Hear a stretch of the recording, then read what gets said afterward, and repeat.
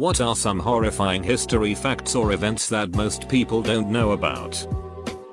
The Franklin expedition in 1845 to find the Northern Passage, which would be a faster route when traveling and freighting cargo across the Northern Hemisphere to Asia and China.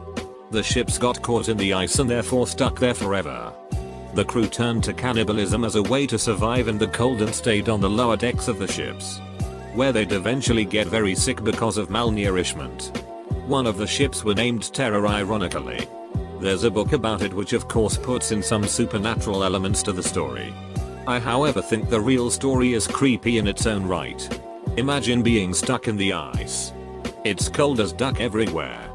There's no food left and the nights are very dark. AMC is making it a series as well. Named after the ship, the Terror. It's directed by Ridley Scott, so it's bound to be unnerving. Trailer. Rwandan genocide. It lasted 4 months. 4 ducking months and 1 million plus people died. Most died from being hacked to death by machetes. Edit spelling. Hey. Remember that time? An organization funded by the US government deliberately withheld syphilis treatments from black men for 40 years in an attempt to see how the disease would progress, despite the fact that a cure was readily available? Oh. And how it continued until 1972. Engineers advised NASA to postpone the launch of the Space Shuttle Challenger due to concerns about the O-rings in the solid rocket boosters at low temperatures. They were overruled, largely because the next launch window wasn't on a school day, and having students watch the first teacher launch to space was big PR goal. As everyone knows, that launch failed because an O-ring in one of the SRBs failed. I believe I saw an interview or read something where one of the engineers who worked on it came home the night before launch and told his wife it's going to blow up. Maybe I'm misremembering. I'm too lazy to look it up at the moment. During Stalin's forced industrialization of Russia, he would take all the farmers' food crops they grew, leaving them to starve. This led to extensive cannibalism, including many recorded cases of parents eating their children. King Leopold I of Belgium 1902, responsible for millions of deaths in the Belgian Congo, and had little black boys' hands cut off for not producing enough rubber. The vast majority of France's 80,000 inmates at the infamous Devil's Island prison camps never made it back to France. Many inmates, even after serving their sentence, were forced to stay in French Guiana to pay for their prison stay. Devil's Island was a single island used almost entirely for escape artists who'd broken out of the other prisons, and conditions there weren't bad. You are talking about French Guiana in general. Dozens of prison hellholes. The Suffragists' Night of Terror, the 15th of November 1917, where 33 women fighting for the right to vote were picked up from in front of the White House and put in prison. They suffered beatings, being forced to stand hang all night with their hands tied above their heads, being thrown around and smashed into iron furniture, and humiliation at the hands of guards. One woman was knocked out after having her head bounced off an iron bench, and her cellmate became so distraught, under the impression the unconscious woman was dead, that she suffered a heart attack. She was denied medical care until the next morning. These women were picked up off the street and thrown in jails where they were abused with no access to counsel. All because they dared ask Woodrow Wilson to allow them to vote. Edit: my comment shouldn't have more upvotes than the thread. Be sure to upvote the OP. They are the one who inspired this comment. The Bath School disaster in Michigan. In 1927, man by the name of Andrew Kehoe lost a seat for a treasury position. In retaliation, he blew up a school and killed quite a few children and some staff. He was an electrical engineer and suffered a head trauma that may have caused his insanity. An attempt to spread a pseudo-Christian kingdom in China, Taiping Rebellion, in the 19th century led to more deaths than WW1. Yes. To enthrone a king who thought he was the brother of Jesus. That in 1961, the US almost accidentally nuked Goldsboro, North Carolina. A B-52 carrying 2.3-ish megaton bombs took off out of the Air Force Base there, but the plane was leaking fuel. The pilot ordered everybody to eject and the plane broke apart before impact. The bombs required 4 separate arming switches to be activated to actually detonate it. So the pilot was more worried about his crew. 5 made it. But sadly 3 still died either in the crash or in the ejection. The bombs both hit the ground with only very minor damage and, obviously, did not detonate. However, upon recovery somehow one bomb had 3 of its 4 arming mechanisms activated. One simple low voltage switch was all that kept a bomb roughly 250 times stronger than the one dropped on Hiroshima from going off at North Carolina. Edit. Spelling. Edit 2. More spelling removing inadvertent slander of Decepticon leadership. There were about 1 million Taino people living on Hispaniola when Columbus landed in 1492. By 1514, there were only about 30,000. Rape of Nanking. Don't look it up. Or do. I'm not your dad. Ducked up sheet though. The Japs were ruthless. Perfect to pair with the Nazis. I'm glad both nations are no longer like that. Japan has never taken responsibility for their WWII atrocities and remains a very hawkish, pro-military country. They chronically depict themselves as a victim of aggressive Western imperialism. The Native American boarding school movement, popularized by the slogan "Hill the Indian, Save the Man," meant that thousands of native children were rounded up, taken to boarding schools, had their hair and clothes changed, and were forced to speak only in English. Many people don't know that these kidnappings continued through the 1940s. My grandmother and her sisters were picked up on the school wagon in 1939 when they were playing outside, while their mom was gone. For weeks. She didn't know what happened to them or where they had gone. They had been taken to a boarding school. When one of my grandmother's sisters was caught speaking Cherokee at the boarding school, she was locked in the dark basement, where they stored a skeleton used for anatomy lessons, overnight. She's still terrified of the dark almost 80 years later. The Red Lake school shootings. In 2005, an internet-addicted asshole kid went into his high school and killed a bunch of 15-year-old kids. A security guard. And a teacher, I believe. It's been years. So even though I was in the middle school at the time, the details are hazy. After killing his grandfather and his grandfather's younger girlfriend, when the police arrived, he killed himself. There were 10 deaths total. Only 3 less than Columbine. But Columbine was in 1999. It was horrible. But it's never discussed. Why? I believe that nobody remembers it because it happened on an Indian reservation. And only 1 white life was lost. Edit. For duck's sake. I'm not race baiting and I'm not racist. Edit 2. This has everything to do with race. White privilege is real. Please quit sending me nasty messages. And I know you'll downvoted the hell out of me, because this is underneath posts with like 50 upvotes. That as bad as North American slavery was, it was far worse for the slaves sold in South America. The average life expectancy was 6 months. 2 if you were working in a mine. About 35%, 11 million, of all slaves were sent to Brazil. 5%, 388,000, were sent to the US. Despite this, the US had more slaves than Brazil at all times solely because the slaves in Brazil died so many quickly.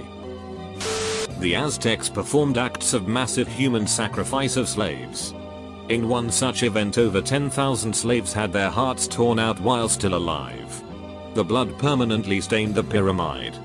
By the time that the Spaniard Cortez arrived, thousands of natives from conquered tribes joined him to be rid of the Aztec Empire.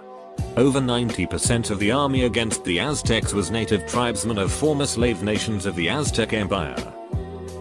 Taiwan's 2/28 massacre, as well as the following White Terror, where an entire generation of intellectuals were wrongfully imprisoned or executed.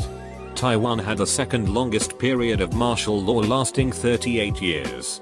And only recently was it not taboo to speak about the events that transpired.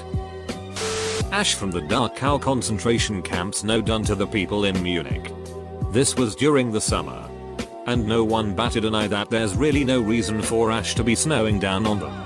They later tried to claim they had no idea about what was going on at Dachau. Yeah, you did. People outside of Canada know little to nothing of our residential school system. I've heard survivors' stories and their treatment was horrifying. My dad and his dad and so many of my family went through residential school. It's horrible and it affects so much of how they are now, and it passes on to the next generations. It affects me now even if it's not entirely my pain to carry. I only wish more people understood, but some of our own indigenous people barely understand themselves and their pain. Vikings would use pigments to make their teeth permanently one color by using a hammer and a sharp pick to make indentations for the dye in the enamel. This could be how the Danish King Harald Bluetooth got his name. Just imagine. Shivers. Rape of Nanking. Can someone explain please? I haven't re-googled it, but I remember learning about in school a few years ago. The TLDR is Japan stormed Nanking, Eastern China, very Japan accessible, and started pillaging the shit out of it. No regard for the citizens of China. Women and children raped and killed. Villages burned etc. At the time I learned about it, my history teacher explained that some people in China still haven't forgiven Japan for what they did in Nanking. Mexican here. You will never be taught in our history books about the Mcclain Ocampo Treaty. Mexico was in the middle of a civil war, and the government of Benito Juarez signed a treaty in which they basically sold in perpetuity the right of passage through Mexico to the US. For both commerce and troops. In exchange for $4 million to finance the fight against the conservative faction and the Reform War. It also gave the US the right to all benefits derived from that passage and trade. The right to military intervention in case of any threat to passage. And banned Mexico from creating similar treaties with any other country. It wasn't ratified by the US government because they were afraid that it would favor Confederate states. This was shortly before the American Civil War. So, Juarez was almost selling our sovereignty to the US. In exchange of financing his side on that civil war. It doesn't appear in our history books because Juarez is treated as our particular version of Jesus Christ and he never did anything wrong. Most people associate the term final solution with the Holocaust. But it was originally used to refer to the extermination of Native Americans. The United States government came extremely close to wiping out one of their most precious resources. The buffalo. Which Native Americans used not only for food, but for its skin, bones and ligaments, which were made into useful goods as well.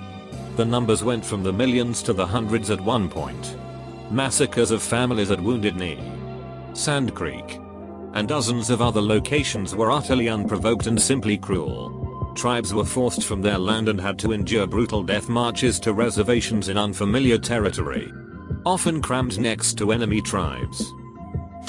In 1916, a town in Tennessee hung a fully grown elephant for killing her trainer. They had to use a crane at a nearby railroad station. When the often romanticized Crusaders captured Jerusalem, they slaughtered most of the population. They also pillaged and murdered a lot of the Christians they were meant to be helping as they went through the Balkans and Anatolia. January 1942, in a Berlin suburb called Wannsee, a group of senior German government, Nazi Party, and SS officials gather to solve the Jewish problem. The meeting is chaired by Reinhard Heydrich, a truly soulless evil devil. The most terrifying part of this meeting, aside from prescribing how much Jewish blood a person can legally have in the Third Reich, was the matter-of-fact discussion of means for evacuating, read exterminating, Jews from Nazi-occupied territory. The TLDR being before they arrive at the death camp program we all know about. Germany experimented with other forms of mass murder, including firing squads and using carbon monoxide from trucks to gas people. Each had their own reasons for not being favored as much as the infamous death camps. I highly recommend the movie Conspiracy, which provides a good account of the most terrifying meeting ever held. Wannsee Conference. Edit, added words for clarity. Quite a bit from Hawaiian history. I love learning about it. But thinking about enough people dying to turn a river red, it's still terrifying. most people don't know that the Spanish flu of 1918 infected around 1/3 of the entire population of the planet, with 20-50 million deaths. By comparison, the death toll for the First World War was 18 million. I find the thought that something as random and uncontrollable as a virus mutation can cause a real Malthusian check on the global population absolutely terrifying. Demon Core. Early experiments with plutonium were very cavalier about safety. When you reflect neutrons into a plutonium bit, or change its geometry, the reactivity changes. Pass a certain point and the reaction releases a whole load of energy. Well, I'm hoping that most of you here are aware of this, but I have been surprisingly shocked at how few people around me seem to have known this. But the influenza pandemic of 1918 that killed more people than World War I was absolutely terrifying. Children used to sing. I knew a little bird. Her name was Enza. I opened up the window. And influenza. The flu started in Kansas when some military soldiers were burning pig manure in a field. The flu then spread and killed 50 to 100 million people worldwide. More Americans were killed from this virus than Americans were killed in every single war in the 1900s combined. It all happened in a 5-month window. Unit 731. Probably somewhat well known. But it was a unit of Japanese scientists that conducted experiments on Chinese civilians during WW2. Not nearly as many deaths as the Holocaust. But I think it should be just as infamous. The things those innocent people were subjected to made me want to vomit just reading about without pictures. I read about it a while ago. But some of the stuff I remember was freezing a person nearly to death and then dropping them in boiling water. Forcing people with syphilis to have sex with clean people. Cutting a fetus out of a mother while she was awake with painkillers. etc. And I'm pretty sure that's some of the tamer stuff. And they didn't do these things for any other reason than that they were curious what would happen. The worst part? After the war, the main scientist guy got off with just having his mail read by Americans for the rest of his life. He exchanged all of his research for escaping punishment for his horrible crimes against humanity. Apparently, a lot of his research was useful and jumped our understanding of the human body by a big margin. Project MKUltra. CIA mind control experiments that were often illegal and done on non-consenting people. 1953 to 1973. Ike the Unabomber was one of the subjects of MKUltra. And it may have contributed to his actions. A lot of people refer to the Johnstown incident as a mass suicide when it was really a mass murder and people were forced to drink the cyanide flavor aid by armed guards. And also the whole community was more horrific than most people know about and many were stuck in Johnstown against their will.